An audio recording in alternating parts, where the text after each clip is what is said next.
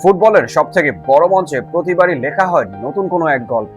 আর এবার সেই গল্পেরই এক নাম হতে পারে কেপ ভার্দে।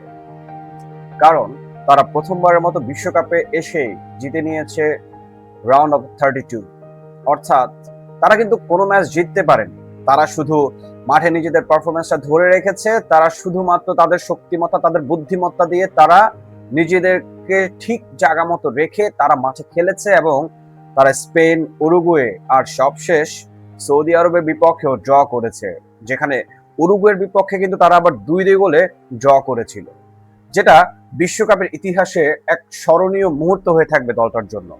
যেভাবে বিশ্বকাপ নতুন কোনো গল্পের জন্ম দেয়, ঠিক তেমনি কেউ হারিয়ে যায় ইতিহাসের পাতায়। 2বারের বিশ্ব চ্যাম্পিয়ন আর অসংখ্য কিংবদন্তির জন্মদাতা উরুগুয়ে এবার বিদায় নিল গ্রুপ পর্ব থেকেই।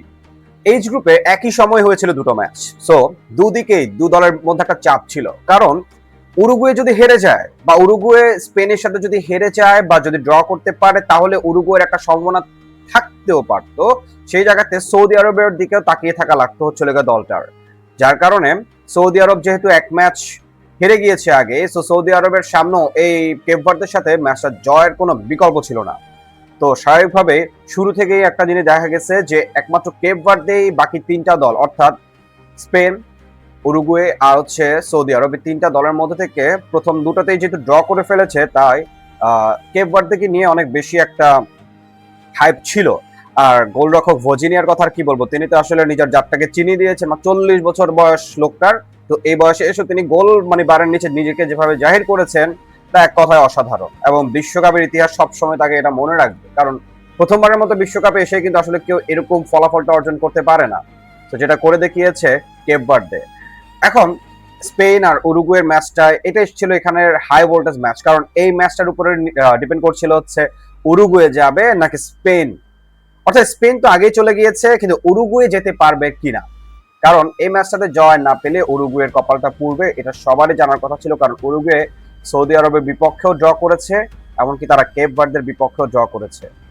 তাই উরুগুয়ের জন্য রাস্তাটা খুবই কঠিন ছিল। আর সেই কঠিন রাস্তাটাকে একেবারে চিরতরে বন্ধ করে দিল এবারে বিশ্বকাপে স্পেন। কারণ উরুগুয়েকে তারা 1-0 গোলে হারাইছে, আর এই হারানোর পর উরুগুয়ের রাস্তাটা বিশ্বকাপের মঞ্চে একেবারে পরিষ্কার হয়ে গেল এবং তারা কিন্তু গ্রুপ পর্ব থেকেই বিদায় নিয়ে নিল 2বারের বিশ্ব চ্যাম্পিয়ন।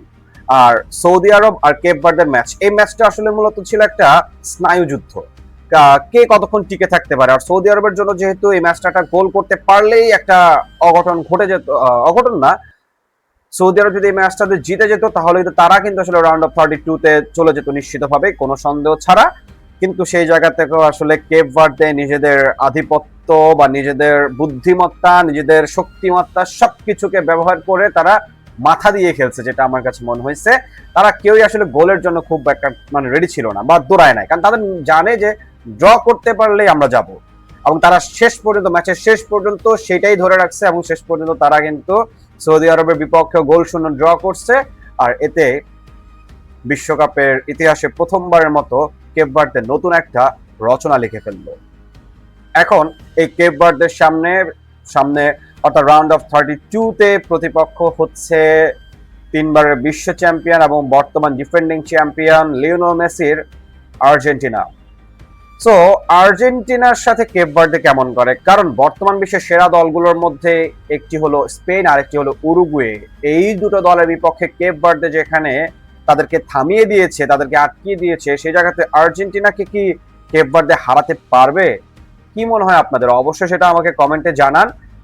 কারণ এখানে সব থেকে বড় বিষয় হচ্ছে আর্জেন্টিনার লিওনেল স্কালোনি আসলে যেভাবে ট্যাকটিক্যালি বা টেকনিক্যালি বা মেন্টালি বা ফিজিক্যালি বা যেভাবেই বলি না কেন, তিনি আসলে ম্যাচ বাই ম্যাচ যেভাবে প্ল্যানিংটা সাজান, তিনি জানেন যে কেপ ভার্দে কিভাবে খেলতে পারে।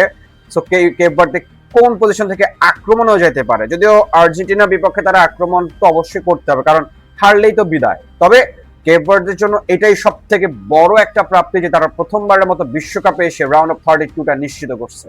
সো এখন দেখার অপেক্ষা যে রাউন্ড অফ 32-তে আর্জেন্টিনার সাথে কেপ ভার্দে আসলে কেমন খেলা উপহার দেয়। আর আমার এই ভিডিওটি যদি আপনাদের ভালো লেগে থাকে তাহলে অবশ্যই লাইক, কমেন্ট এবং শেয়ার, আর বিয়ন্ড অন সাইড চ্যানেলটিকে সাবস্ক্রাইব করতে ভুলবেন না। ধন্যবাদ সবাইকে।